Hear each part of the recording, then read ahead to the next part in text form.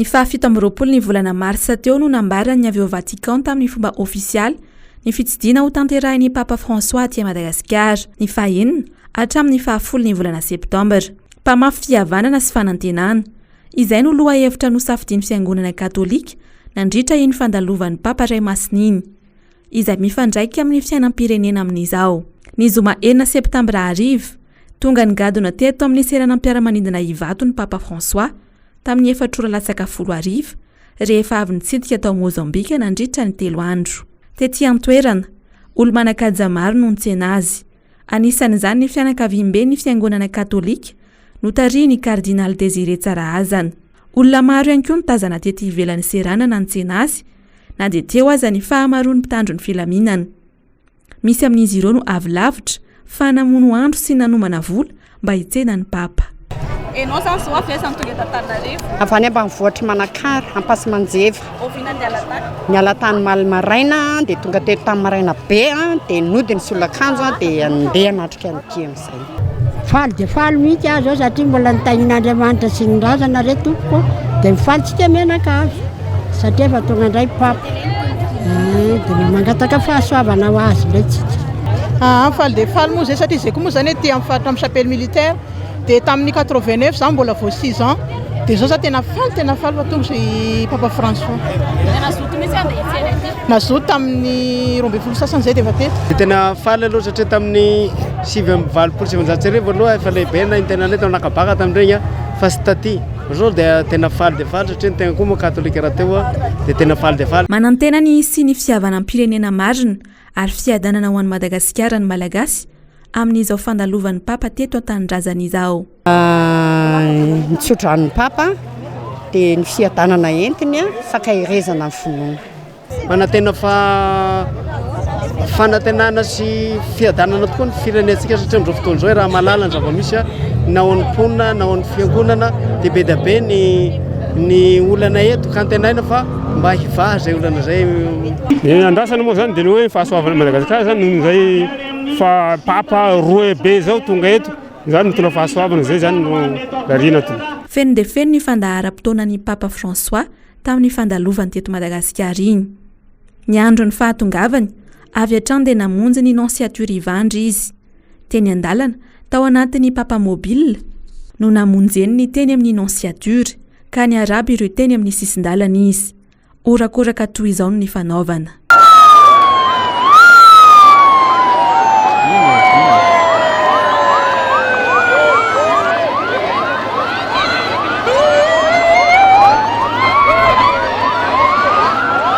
Ny sabotsy maraina nanomboka tamin'ny folo ny fiaonan'ny Papa Fransoa tamin'ny androm-panjakana teto an-toerana teny Avoloha. Anisan'izany ihany koa ny fiarahamonim-pirenena ary ny maso-ivo miasa eto Madagasikara. Nametraka 4 ho an'ny Malagasy ary nitsodranan'ny Madagasikara i Papa Fransoa nandritra ny lahateniny. Con questa speranza chiedo a Dio di benedire il Madagascar e coloro che vi abitano, di conservare la vostra bella isola pacifica e accogliente e di renderla prospera e felice. Grazie. Mpanao politika, mpitondra fiangonana ary mpandraharaha samy manantena fiovana avokoa amin'izao fandalovany Papa Iray Masina teto izao. Na dia tsy mahay italiana loatra za azoko ihany le satria mahay espaniola resaka biodiversité humanisme écologique ny anay resaka fampiovanam-pirenena fifankatiavana fampiovanam-pirenena réconciliation nationale nitaingina karenjy izy faly karenjy efa nitaingenany Pape Jean Paul II 30 taona lasitra mbola karenjy ihany koa nitaingenany mbola eo karenjy kanefa ny institut malgache d'innovation ohatrany mititehana zay mampalahelo tena safin'olo miaravolo mitehana mitehana satria samy malagasy mitetan-drazana ary katolika. Zava-dehibe lavitra nataony tao satria resaka fampihavanana. I fihavanana io zany fahitako anazy tsy dia milafiny ara-politika ihany fa milafiny ara-pivavahana ihany koa. Hoe zava-dehibe zay hoe fihavanana eo amin'ny samy kristianina izay satria na dia amin'ny lafiny ara-pivavahana ary mbola hitantsika mbola misy hoe ny fiangonana zoky ny fiangonana zandriny dia mino aho fa ray ny kabaron'ny papa io ny hoe fihavanana iny a mety tsisy zokony zany intsony fa ray ny kristianina rehetrarehetra eto Madagasikara. Andron'ny fihavanana zany zao raha te hamonjy an'ity firenentsika malagasy ity tsika dia zay fihavanana zay ny tena fototra ny zavatra ngeda be. Tokony tsisy tsony hoe ny fifanelokiliana sy ny fanavakavahana. Avy teto Iavoloha, avy hatrany dia namonjy ny teny amin'ny religiozy mitoka-monina Karmelita Ampasan'ny Malo ny papa, niaona sy niara nivavaka tamin'izy ireo. Ny tolakandro ny sabotsy hatrany, niaona tamin'ny fianakaviam-ben'ny eveka manerana Madagasikara teny amin'ny katedraly Andohalo ny papa Fransoa. Naharitra ora iray ny dinky izay tsy azo natrehany rehetra. Andray andraikitra amin'ny fanampin'ireo mahantra izahay noho ireo vahoaka eto aminay izay mahantra ny ankamarony. Mahavaky foanay ny kolikoly sy ny tsy fitoviana eo amin'ny mpiarabelona. Mbola mampiahiahanay mandrakariva ny tsy fisian'ny fandriam-pahalemana. Io no votoatin'ny hafatra napetraky ny kardinal Désiré Tsaraazana tamin'ny papa Fransoa. Nitsidika ny fasan'ny Victoire Rasoamanarivo ihany koa ny papa nandritra ny fandalovany tety. Tonga teny an-toerana ihany koa ny araban'ny papa Fransoa sy nanolotra fanomezana ny solontenan'ny FFKM. Nisy sabotsy hariva 7 septambra hatrany.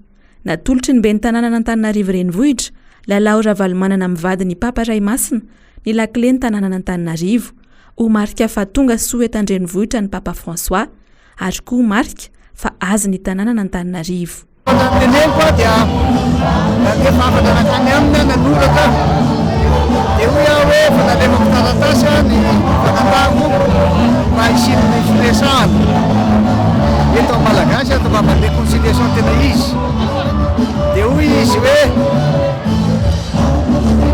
hoatinareo tokoa ny ny fiadanana ary mivavao ahy eny mbalotena ary dia nilaza izy hoe fantany fa tena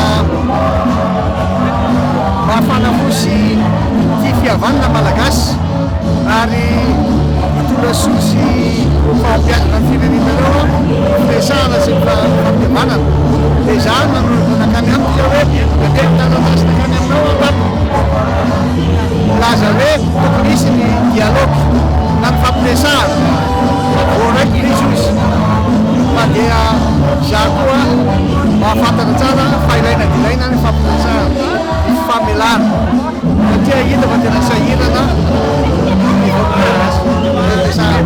ny hariva ny sabotsy kosa nisy ny alim-bavaka ny arahan'ny papa Fransoa tamin'ny tanora teny amin'ny kianja ny soa mandrakizay. Olona manapitrisany avy amin'ny lafivaliny nosy no tonga nanotrona ny lamesa notarian'ny papa Fransoa ny Alahady maraina ny 9 septambra. Na vovoka na atsika tsy nahasakana ireto marobe ireto, misy mihitsy aza no avy lavitra. Irabe Tramimaly haly tontolo teto ivavaka anatrika ny lamesa amin'ny papa ny retana teto ny atsika satria zany fahasoavana hitady an'Andriamanitra zany zava-dehibe zavatra indrasana dia zay fiadanana sy neton'ny papa zay sy fanantenana avy any Tsyromandidy zay nanomboka tamin'ny lakamitsy nefa tonga taty Antananarivo fa nisy ny namanay zany moaly ihany koa va tonga taty anatrika ny lamesa amin'ny papa mihitsy ny tena natongavana nakaty zay aza marary nandeha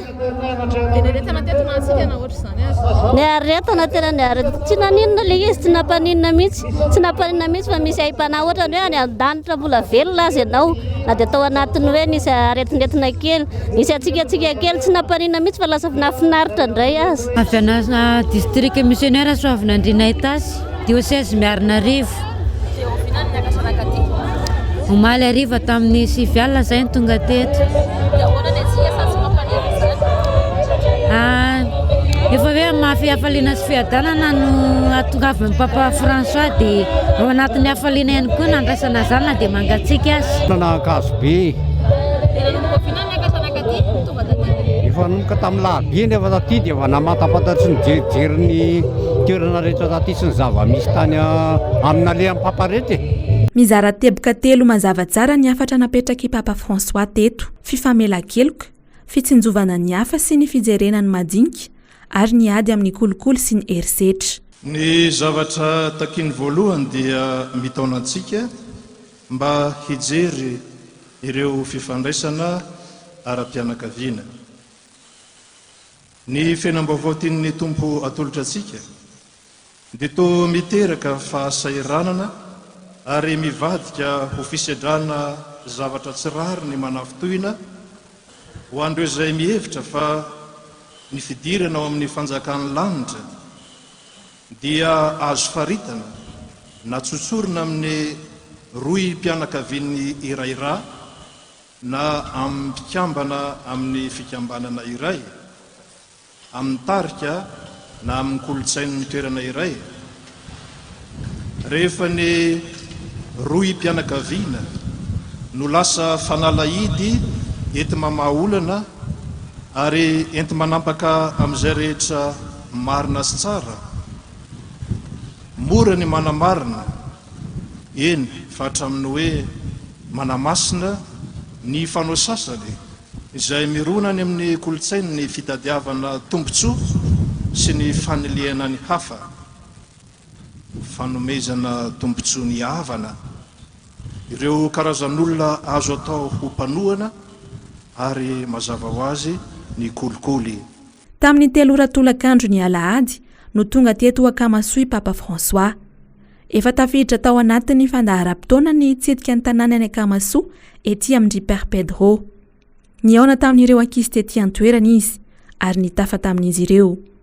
Aza miraviravin-tanana eo anatrihan'ny voka-dratsy ateraky ny fahantrana. Aza manaiky velivelo resy ny fankampanahy mampihevitra fa vita mora tsy ilana ezaka ny fiainana, na ny fankampanahy mampikombona amin'ny tena. Ry tanorany Akamasoa, te-apita afatra manokana aminareo aho. Aza miraviravin-tanana eo anatrehan'ny voka-dratsy ateraky ny fahantrana. Aza manaiky velively ho resin'ny fankampanahy mampihevitra fa vita mora tsy ilana ezaka ny fiainana, na ny fankampanahy mampikombona amin'ny tena. Misaotra ny fania aho noho ny fijoroana ho vavolombelona nataony tamin'ny anaran'ireo tanora nyity tanàna ity. Ry tanora malala, anjaranareo ny manao ity asa vitan'ireo zokinareo ity. Ao amin'ny finoana sy ny ohatra velona no tanterahan'ireo zokinareo, no ahitanareo ny hery ahatanterahana izany rehetra izany. Avy alao hiboiboika ao amin'ny natinareo ireo fanomezana natolotro ny tompanareo.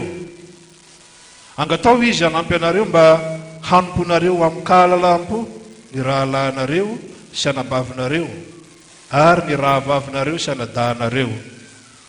Amin'izay dia tsy ohatra velona ho an'ny taranaka anyorana fotsiny Akamasoa fa ho toerana hiaingan'ny asa anankiray nahazona fanolovana avy amin'Andriamanitra izay hiamivelatra arakaraka ny hanohizanareo ny fojoroano ho vavolombelon'ny fitiavana eo anatrehan'ny taranaka ankehitriny sy ny taranaka mbola ho avy. Nitoy tamin'ny fitetezana ny tanàna ny diany avy eo, manantena soa sy mahatazana.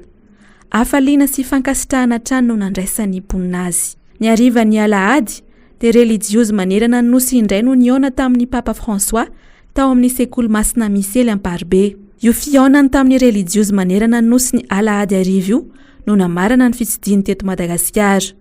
Ny alatsinainy maraina namonjy ny nosy Maurice nanatanteraka fitsidina ny Papa. Niverina ny andro ny alatsinainy teto Madagasikara ihany. Nitodi-do tany Roma ny talata maraina ny Papa Fransoa rehefa nitsidika ny Madagasikara nanomboka ny zoma 4 Septambra teo. Fiaramanidina manoka ny Air Madagasikara no nitondra azy tany Italia, sidina MD 450.